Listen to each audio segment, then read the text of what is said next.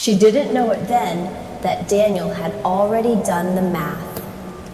He was still sitting there, tapping his pencil against the drawing, talking about walnut, about light, about the one thing he needed her not to notice. Part 3, the perspective. 3 weeks later, Sarah's duplex, Carnegie Hill. The interior perspective drawings for the Whitfield penthouse spread across the dining table. The duplex wasn't large, but she had done everything she could with what she had. Soft, warm daylight throughout, gold, like sunlight before 7 in the morning. A wall of bookshelves too large for the room, making it feel more like a library than a living space. Not Wonderland, but hers. Daniel sat beside her, the same scent again, Maison Margiela replica, by the fireplace. Whitfield cares most about the library, Daniel said, his pencil tapping lightly on the drawings. He wants floor-to-ceiling bookcases along the entire east and south walls, 12 feet high, floor-to-ceiling. He paused, looked toward Sarah's living room, then back at the drawings. I'm thinking custom millwork in solid American black walnut, beautiful grain, warm tone, suits the afternoon light in that unit. Sarah studied the drawings, 6 years selling other people's homes. This was the first time she had sat beside the person designing something she actually wanted to live in. Solid walnut, floor to ceiling, definite, beautiful. But Mr. Whitfield isn't a man who likes warmth. How do you know? His office is all steel and glass, charcoal suits, never a colored tie. He likes cold. He likes sharp. All right. I'll add black steel detailing to the bookcase frame. Walnut for warmth, steel for edge. Arguing in the right places. That's it. They were quiet for a moment. The kind of quiet she didn't have a name for yet. The dining table, Daniel said, placing another perspective drawing in front of Sarah. 10 seats, custom. I'm weighing up between walnut veneer on a Baltic birch core and a book-matched walnut slab. Sarah looked. In her mind, an image from her Pinterest board surfaced. A walnut slab dining table in a Copenhagen penthouse, afternoon light falling across the grain.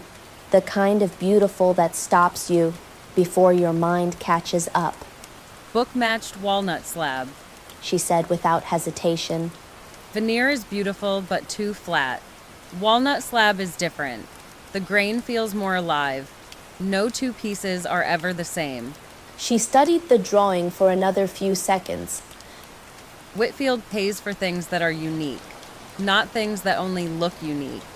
Daniel rolled the pencil between 2 fingers. 1 turn. 2. Daniel pushed her coffee cup closer. A small gesture, enough to avoid looking directly at her, just then. You're right, he said. His voice was normal, too normal. He picked up his pencil, tapped it against the table, his habit when thinking, then stopped, set it down. Are you all right? Sarah said, looking at him. Did I say something wrong? No. Sarah, there's something I haven't told you. Daniel stared at the blank space on the page. For 2 weeks, Whitfield had rejected every drawing he submitted. No explanation, just one calm sentence. Better. I want it better. The kind of calm that dismantles a designer's ego, slowly. Daniel looked at Sarah. His eyes had gone hollow. He doesn't want the usual kind of luxury, Sarah. He wants something. I don't even know what. He's suffocating me. Sarah listened, said nothing. Something in her mind was becoming clearer. Daniel went quiet, looked out the window, then back at her. Sarah, Daniel said, his voice lower, after this project. I want to buy a penthouse. I've already checked. Your sofa would sit at exactly the right angle to catch the morning light. Sarah looked at him. He was still bent over the drawings, but the pencil had stopped tapping. You know, Daniel said, not looking up.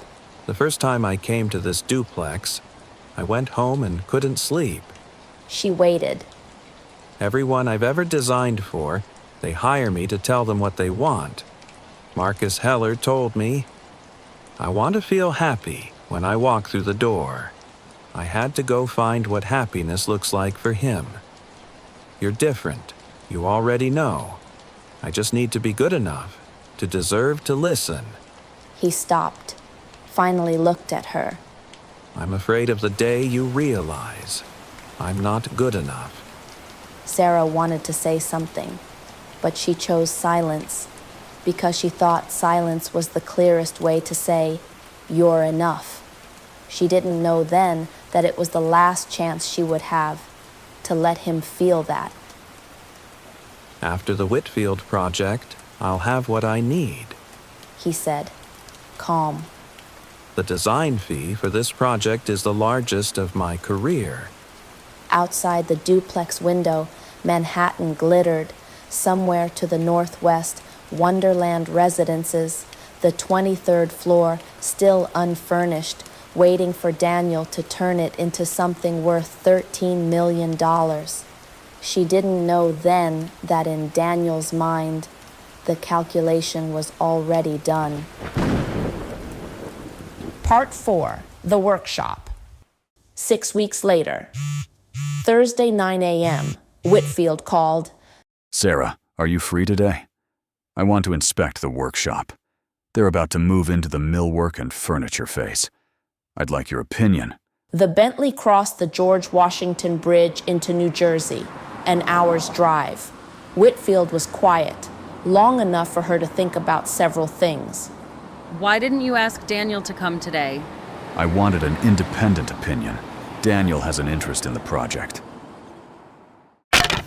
The workshop was larger and cleaner than she had expected.